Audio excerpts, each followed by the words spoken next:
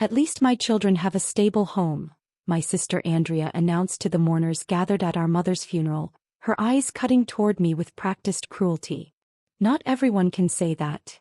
My 11-year-old daughter, Gracie, crumpled her face, and my 8-year-old son, Ethan, looked up at me, confusion and hurt in his eyes. What Andrea didn't know, what she'd never bothered to discover, was that the stable home she so proudly bragged about was owned by me. And she was 3 months behind on rent. The funeral was at St. Mark's Episcopal, the church where Mom had been a member for 42 years. 200 people filled the pews. Neighbors, church friends, former colleagues from her teaching career. They had come to honor a woman who had spent her life caring for others. Mom deserved better than this. Better than her daughters sniping at each other over her casket. Better than Andrea using the eulogy as an opportunity to establish dominance. Andrea continued from the podium, dabbing her eyes with a monogrammed handkerchief. Especially Charlotte, she said. Mom used to stay up nights worrying about whether Charlotte could provide for her children. It was such a burden on her heart. I felt the congregation's eyes shift toward me. The pitiful daughter, the one Mom had worried about, the family disappointment. The truth was so different from Andrea's narrative that it almost made me laugh. But this was Mom's funeral. I wouldn't cause a scene. Not today. After the service, during the reception at Andrea's house, technically my house though she didn't know it, relatives approached me with sympathetic expressions. "If you need anything, dear," Aunt Helen said, patting my hand, "we know things have been difficult since your divorce." "My ex-husband and I split 8 years ago," I said mildly. "Things have been fine." Andrea had whispered behind me, "I heard you've been struggling with housing, moving around a lot with the children." Did she? I glanced across the room at my sister, holding court by the fireplace, accepting condolences like a grieving queen. Her husband, Richard, stood beside her, uncomfortable in his ill-fitting suit. Their teenage sons, Bradley and Derek, were somewhere upstairs, probably gaming. Andrea caught my eye and smirked. My children sat quietly in the corner, still wounded from her comments at the church.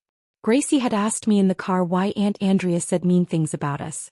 I told her that sometimes adults say things they don't mean when they're sad. But Andrea had meant every word. He always did. The rivalry between us stretched back to childhood. Andrea was 3 years older, naturally beautiful, effortlessly popular. I was the awkward younger sister who preferred books to parties, who'd rather solve math problems than attend pep rallies. When I got pregnant at 19, unplanned, with a boyfriend who vanished immediately, Andrea had been the first to declare that I'd ruined my life. When I married David at 22, she predicted divorce within 5 years. When her prediction came true, David's gambling addiction had destroyed everything. She had been almost gleeful. "Some people just aren't built for success," she told me at the time. "You need to accept your limitations." What Andrea didn't know was that my limitations had led me somewhere unexpected. After my divorce, I had been broke. Truly broke. David had left me with 2 small children, $40,000 in debt from his gambling losses, and a ruined credit score. I took the only job I could get, administrative assistant at a property management company. The pay was terrible, but I learned. I studied real estate at night while my kids slept. I earned my license, then my broker's license. I started buying distressed properties with every spare dollar, fixing them up and renting them out. 8 years later, I own 23 residential properties across the city. My company, Cornerstone Property Holdings, managed another 47 units for other investors. My net worth had crossed $4 million last year, but I kept it quiet. I lived modestly, drove a used Subaru, wore clothes from Target. I had learned from Mom, a woman who donated half her teacher's salary to charity while everyone assumed she was barely scraping by. Real wealth doesn't need to advertise itself. The irony of Andrea's stable home comment was almost too perfect. 3 years ago, she and Richard had been desperate. His automotive dealership was failing. They'd maxed out their credit cards and were about to lose their house to foreclosure. Andrea had called me crying. "I know you don't have much, but can you ask around? See if anyone knows of a rental we could afford? Something nice, though. The boys need a good address for school." I told her I'd look into it. What I actually did was buy their dream home, a 4-bedroom colonial in a prestigious neighborhood, through an LLC with an obscure name. I offered them a sweetheart deal, below market rent with a lease-to-own option. Andrea had been thrilled, crediting her good fortune to luck and God's blessing. She had no idea the blessing came from the sister she constantly belittled. For 3 years I watched her Instagram posts about her beautiful home and blessed life. While her rent checks went directly into my account, she never once questioned who the landlord was. She never bothered to investigate. She just assumed she deserved the good fortune.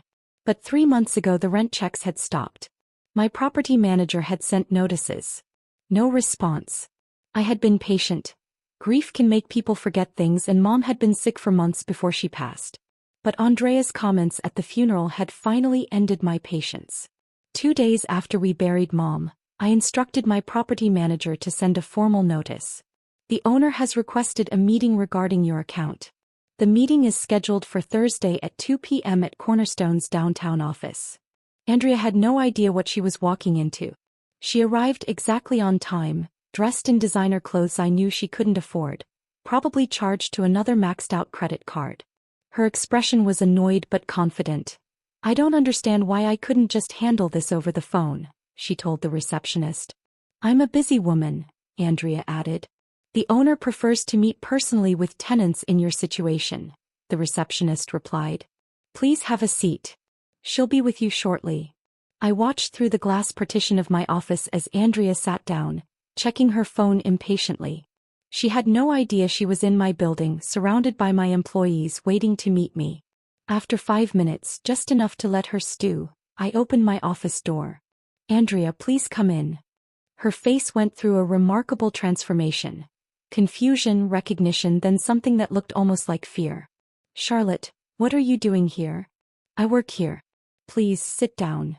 She walked slowly into my office, eyes scanning the framed certificates, awards, photos of properties, and the sweeping city skyline visible through floor-to-ceiling windows. I don't understand," she said. "I know you never bothered to understand," I replied. I sat behind my desk. "I own Cornerstone Property Holdings. I have for 6 years. I'm your landlord, Andrea." She sank heavily into the chair across from me. "That's impossible." "It's very possible. I own your home. I've owned it for 3 years.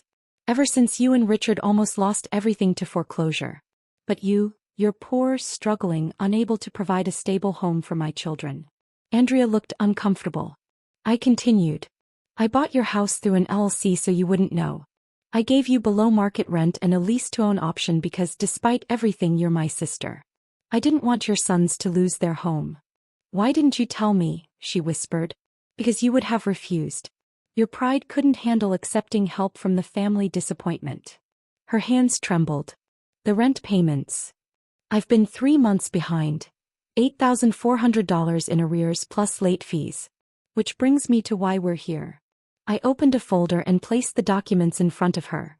Bank statements showing missed payments, copies of notices she'd ignored, and the terms of her lease agreement. "According to our contract, I have the right to begin eviction proceedings after 60 days of non-payment. We're well past that. You're evicting me? I'm having a conversation with you. Something you've never been willing to have with me." Andrea's carefully constructed facade began to crack. Her eyes filled with tears. "Charlotte, please. The boys, their school. We can't lose that house. You told 200 people at Mom's funeral that my children don't have a stable home," I said. "You said it while standing in a house I own while 3 months behind on rent to me. Do you understand how that feels?" I didn't know," she murmured. "You didn't want to know. You never wanted to know. You've spent 40 years constructing a narrative where you're the successful one and I'm the failure. You needed me to be less than you. It made you feel better about your own choices." She wiped her eyes with the back of her hand, smearing mascara. "I'm sorry for what? Be specific." "For what I said at the funeral. It was cruel. It's always cruel, Andrea. Every family dinner, every holiday, every phone call. You find ways to remind me that I'm not good enough. That my children are somehow less than yours because their mother struggled." "I didn't realize how bad it was," she whispered. "Yes, you did. You just didn't care." She looked around my office again, really seeing it this time. The success, the stability, the achievement she'd convinced herself I was incapable of. "How did you do this?" she asked quietly. "Build all of this the same way anyone builds anything. One day at a time. I worked while you were sleeping. I learned while you were shopping. I saved while you were spending. I built while you were bragging. And you never told anyone.